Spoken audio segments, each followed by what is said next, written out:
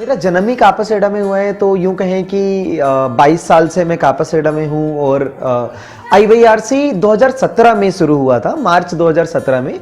तब से हम लोग कापासेडा में काम कर रहे हैं और कापासेडा से निकल के हम दिल्ली की और कई जगह भी हम लोग कंटिन्यू अपने प्रोग्राम को रन करते हैं, अपने पार्टनर ऑर्गेनाइजेशन के साथ इंडिविजुअल प्रोग्राम करते हैं। हमारी पूरी युवाओं की टीम है जो वुमेन्स एम्पावरमेंट और एजुकेशन पे काम कर रही है। अभी जस्ट हम लोग माइग्रेंट सपोर्ट सेंटर पे भी काम कर रहे हैं, जैसे लोगों के आधार कार्ड, पैन कार्ड, सुकन्या योजना, लेबर कार्ड, ऐसी बहुत सारी योजनाओं को हम लोगों तक पहुंचा रहे हैं जो उनको पता नहीं है। क्योंकि कापासेडा पूरी माइग्रेंट कम्युनिटी है, तो हमारी कंटिन्यू कोशिश है कि माइग्रेंट के जो डॉक्यूमेंट हैं वो भी पूरे हो पाएं, उनके बच्चे अच्छे से पढ़ पाएं, महिलाओं को हम अच्छे से शिक्षित कर पाएं, उनके एम्पावरमेंट की बात कर पाएं। छोटे जो बच्चियां हैं, जो 5 साल से लेकर 14 साल की बच्चियां हैं, जो उनके साथ शोषण होता है वो बंद हो पाए। तो इन ऐसे मुद्दों पे हम लोग कंटिन्यू काम कर रहे हैं पिछले 4 सालों से। कापासेडा में एक पानी के बारे में जानने को मिला कि यहाँ पे हर एक के नलके में, टोटी में ताला लगा हुआ है। सबका अपना पर्सनल नलका है, सब उसमें से पानी भर रहे हैं, जितना बिल आता है उतना देते हैं। 1 यूनिट का 100 रुपये बिल आ रहा है।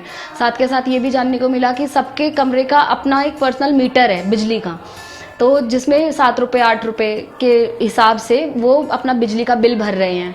और बहुत सारे मैं कापासेडा में काफ़ी टाइम से काम कर रही हूँ, लेकिन ऐसी जगह पे मैं गई और इतने सारी चीज़ों पे मैंने देखा कि लॉकडाउन के समय क्या सिचुएशन थी। लोग अपने घर चले जा रहे हैं, लोग पैदल ही घर गए हैं। क्योंकि एक होता है जब वहाँ पे घर पे बैठ के देखना, और एक होता है जब फील्ड में आके उस चीज़ को महसूस करना। तो ये महसूस किया कि किस तरीके से लॉकडाउन के दौरान लोग अब यहाँ से चले गए और किस तरीके से वापस भी आए, लेकिन उनको काम नहीं मिल पा रहा है। अभी भी लोग अपने घरों पर बैठे हुए हैं। जो लोग पहले धागा कटिंग का या लेबर का काम करते थे, अब वो उन्होंने अपनी रेडी लगाना शुरू कर दिया है, सब्जियों की रेडी लगा रहे हैं। और जैसे मकान मालिक का था, तो मकान मालिकों ने बहुत सारे जगहों पे रेंट छोड़ा भी है। तो ऐसा पता चला कि कई जगह उनका छोड़ा भी नहीं है। कई जगह ऐसा हुआ है कि बिजली और पानी का माफ़ किया है, लेकिन रेंट उतना ही ले रहे हैं।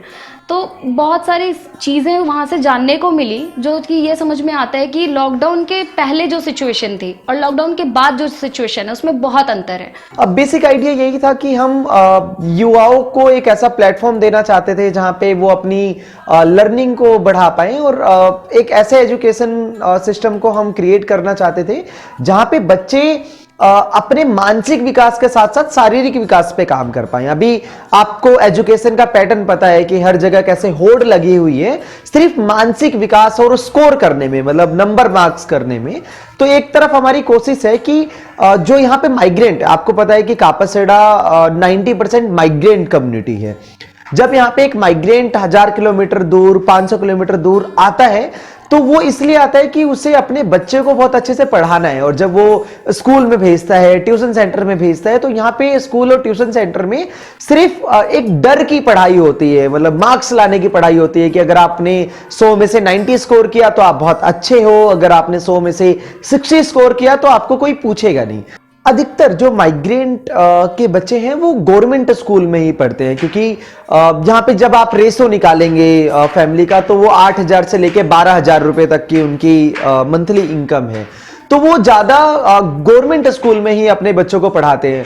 कई फैमिली से यहाँ पे आप मिलेंगे कि मम्मी पापा दोनों जॉब कर रहे हैं और बच्चे यहाँ पे 7-7 8-8 घंटे अकेले हैं। तो बच्चों को खुद नहीं पता कि वो क्या कर रहे हैं, वो कहाँ पे इंगेज हैं, कहाँ पे इंगेज नहीं है। तो ऐसी जगह हमारी ऑर्गेनाइजेशन काम आती है, जब हम उन बच्चों के साथ डायरेक्ट टच में होते हैं, उनको अच्छी चीजें बताने की कोशिश करते हैं, उनको अपने सेंटर पे बुला के सेफ एनवायरनमेंट देने की कोशिश करते हैं। हमारी कोशिश ये होती है कि हम एक अच्छे मेंटोर के रूप से पढ़ाएं, जहां पे एक अच्छे एनवायरनमेंट के साथ वो अपनी सारी चीजों को शेयर कर पाए। मान के चलिए कि अगर हमारी टीम भैया दीदी बन के अगर काम नहीं करेगी, तो बच्चों के साथ जो प्रॉब्लम हो रही है वो उसे बता नहीं पाएंगे। 90% माइग्रेंट है यहाँ पे, और वो माइग्रेंट है जो 8,000 से लेके 12,000 रुपए तक के मंथली इनकम है उनकी, मंथली आय है उनकी। जब कोविड हुआ तो लोग घबराना शुरू कर दिया जब उनको पता चला कि 2 महीने का लॉकडाउन है, 3 महीने का लॉकडाउन है। लोगों ने 1 महीने वेट किया, 1.5 महीने वेट किया, और लोगों के अंदर कोविड की वजह से इतना डर बैठ गया था कि वो लोग पैदल यहां से गांव जाना शुरू कर दिया, उन्होंने साइकिल से अपने गांव जाना शुरू कर दिया। वो बहुत हड़बड़ा गए कि उनको कुछ मिल जाए जिससे वो अपनी जगह पहुंच जाएं, अपने परिवार के पास पहुंच जाएं। हम लोगों ने ऐसे वर्कर को आइडेंटिफाई करना शुरू किया, ऐसे मजदूर को आइडेंटिफाई करना शुरू किया जो बहुत कोविड के दौरान नीडी थे, जिनको बहुत ज्यादा जरूरत थी, क्योंकि यहाँ पे उनको किराया देना है, यहाँ पे उनको राशन खरीद के खाना है, लॉकडाउन में काम नहीं चल रहा, कंपनी उनको सैलरी नहीं दे रही है, काम छूट गया, तो उनके पास कोई विकल्प ही नहीं बचा जहां पे वो अपने आप को सरवाइव कर पाए। हमने लॉकडाउन के अंदर कई ऐसे मजदूर से मिले जो गांव से आए ही थे अभी काम करने, और उनके जेब में सिर्फ 200 रुपए थे, 300 रुपए थे।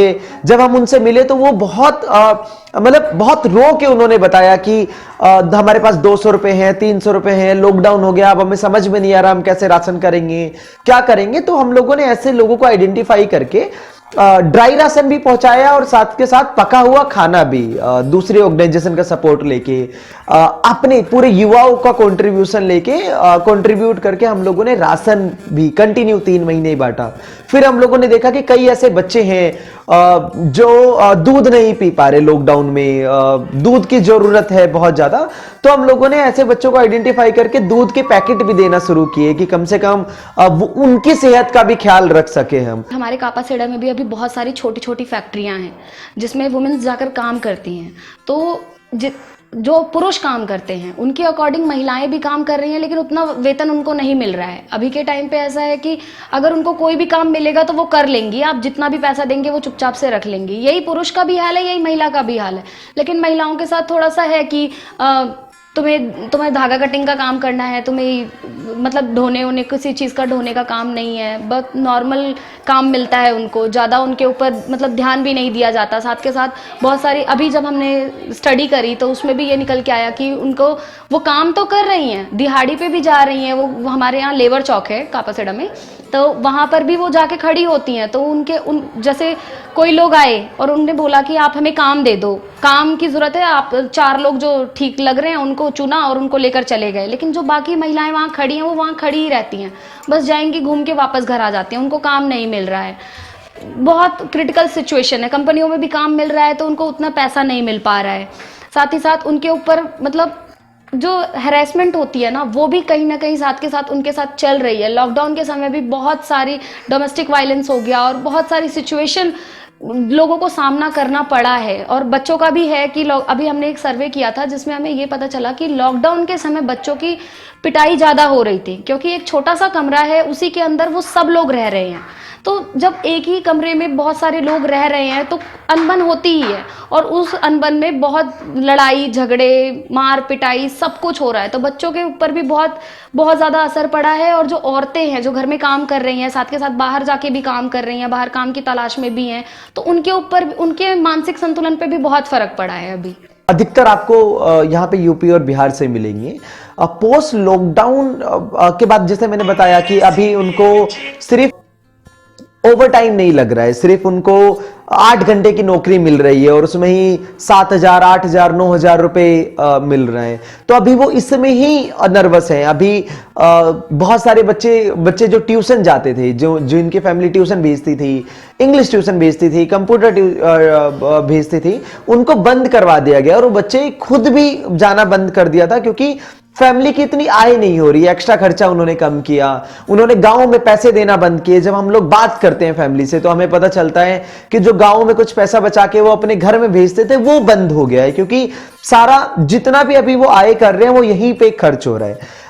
अभी ये बहुत जान के सबको हैरानी होगी, अभी फेस्टिवल गए आप, अभी लोगों ने होली से पहले जब हम बात कर रहे थे तो सभी लोग यही कह रहे थे कि पैसा नहीं है, होली हम कैसे अच्छे से मनाएंगे, इतनी खुशियां कैसे होगी, हम बच्चों के साथ कैसे शेयर करेंगे। तो जो रौनक थी, मतलब जो एक पूरा माइग्रेंट हब मिलके सेलिब्रेट करता है, वो कहीं ना कहीं कम थी पोस्ट लॉकडाउन भी। और जब हम उनसे पूछते हैं कि कैसे आप अपनी परिस्थितियों को ठीक करेंगे, कैसे आप चला रहे हैं, तो वो अपनी चीजों को ऐसे जैसे कि जितना भी मिल रहा है, जितना भी हो रहा है, अभी हम उसमें ही गुजारा करने की कोशिश कर रहे हैं।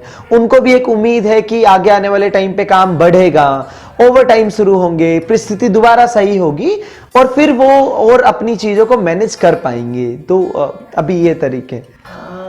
अभी की ये सिचुएशन सामने आ रही है निकल के कि जो वर्कर क्लास के लोग हैं, चाहे वो महिला हो या पुरुष हो, उन लोगों को अभी काम बहुत कम मिल रहा है। लोग दिहाड़ी मजदूरी कर रहे हैं। जैसे पहले क्या होता था, एक अगर वो दिहाड़ी मजदूर हमेशा से करता है तो अगर काम होता था तो एक एक दिन के उसको 600-600 रुपये मिलते थे, 700-700 रुपये मिल जाते थे। लेकिन अभी काम नहीं है तो वो 250 रुपये में भी चले जाते हैं कि चलो 250 रुपये तो मिलेंगे, 200 रुपये तो मिलेंगे।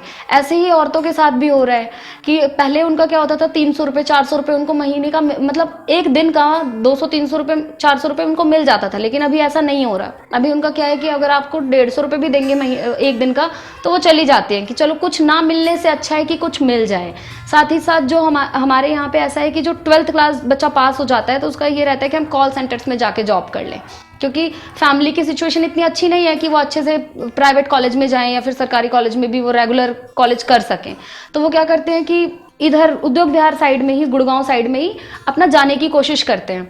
लेकिन अभी वहाँ पर भी कोई काम नहीं है, ऐसा कोई काम निकल के नहीं आ रहा है, सामने नहीं आ पा रहा है। तो वो बच्चे भी अपने घर पे बैठे हुए हैं जो अपनी एजुकेशन पे फोकस भी नहीं कर पा रहे हैं, साथ के साथ वो अपनी जॉब भी नहीं कर पा रहे हैं, तो फैमिली सपोर्ट भी नहीं मिल पा रहा है उन लोगों को, तो काफ़ी दिक्कत आ रही है।